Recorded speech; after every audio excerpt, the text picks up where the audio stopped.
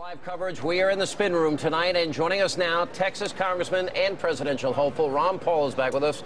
Good to see you, Congressman. Thank you. Nice to be with you. I got very angry with you tonight. Oh, my. I know. We have some agreements. First time? On the, Is that first time ever? No, not the first time ever. You should be nice to your guests. You said don't threaten Iran.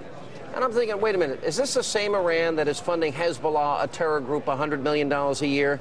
The same Iran that is providing troops to kill American soldiers and providing the IEDs that are killing American soldiers, and we shouldn't threaten them back? Let me answer it with a question. Do you know who? You be the host. Do you know who kills the most by suicide terrorism in Iraq? Saudis. Over 50% are Saudis.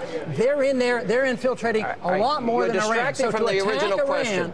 You should be talking about Saudi. Wait a minute. We can talk about Saudi Arabia's support of terrorism over the years. No, the issue I asked you, you said tonight in this debate, don't threaten Iran. Iran is funding the IEDs that are being used to kill them. You have proof of that. There's no proof. It's absolutely proof of it. It's been chronicled all over the place. Our CIA does not have proof. Wait a minute. We have found Iranian weaponry all over Iraq. We have Iranian troops inside of Iraq. We have Iran is funding Hezbollah to the tune of $100 million a year. In a way, they have more justification than we do to be in Iraq. They're the next door neighbor. This is like, what if Russia was in Mexico? Do you think we'd have a right to be annoyed by that? We're in their backyard. We're 6,000 miles away. We invaded that country. I shouldn't have to educate you about this, but if you take in the history of when they invaded Kuwait and were raping and pillaging Kuwait. Who did? And Iraq did.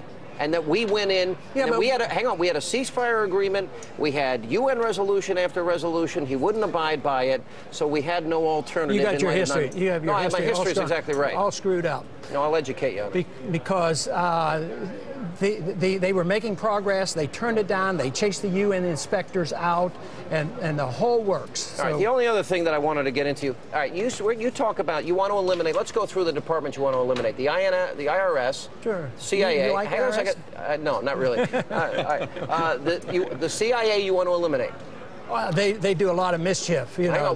What other departments would you want to eliminate that relate to national security? Education. Get rid of it Congressman, you said something very interesting during this debate. You said you're the anti-war. You're representing by being the anti-war Republican, traditional Republican value. Position, right. Every other Republican has it wrong. But they've only been wrong since the year 2000. Do you remember when Bosnia came up and Somalia? 80% of the Republicans voted against that intervention. How did Bush win the election? He ran on a humble. I'm running on Bush's foreign policy, a humble foreign policy. Ronald Reagan, when he left Lebanon after the barracks disaster, and was he called a cut and runner by the very people who now say Democrats are like me are cut and runners because we want to get out of Iraq? And you know what he said? He says, I finally realized how irrational these people were, and he says, I changed my foreign policy. That's what he wrote in his memoir. So he finally said, they've been fighting too long, it's totally irrational, so he at least had the good sense to leave. So you agree with me on foreign policy, you agree with Sean on economics and a whole bunch of other things, but given that diversity, how do you get the Republican nomination if you're not really saying the things that most of the base actually believes who are going to vote in the Republican primary? I have to remind them of their history, because this is what they used to believe. They used to be conservatives. They used to want to balance budgets. They used to be against the Department of Education. They used to be against the wars. What happened? You know, they've lost their way. They've been taken over by ex-Democrats who are the neoconservatives. They came over and believes in entitlement, and they believe in war. They picked the two worst parts. But how do you get the nomination given your positions, which are not at all in line with the people who are resonating in the polls with the Republicans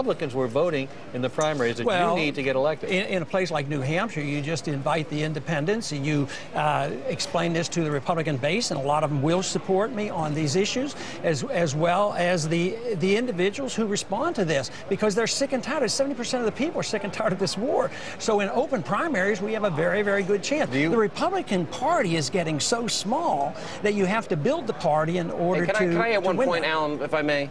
Ronald Reagan, Congressman, confronted the evil empire in his time, and I don't think you would say he was, quote, a neoconservative. Ronald Reagan defined conservatism in our time, and the world was better and safer for him standing up to that evil in our time. He never invaded a Soviet country. It was a different situation, but he was willing to build up our defenses. He was willing to pursue SDI, walk away from Reykjavik. He walked away from Lebanon and said we had no place in the Middle East at that time. Was he called a cut and runner by Republicans? Ronald Reagan built up the military through strength. Did he and they cut were and afraid run to from confront Lebanon? him. Not the same The thing. big difference is Iraq didn't have a nuclear weapon, neither does Iran. Iran may have a nuclear weapon, well, and then we... How about Pakistan? They have one, and Listen, they don't even they say they follow want it. to annihilate Israel. They are funding Hezbollah, but I got it Yeah, right. but the Soviets wanted to All right. annihilate us as well, too, but we It's didn't always good invade to them. spar with you, Congressman. Good. Thank you. Good to see you. Nice to see you. Hold on one second. When we come back, presidential candidate Duncan Hunter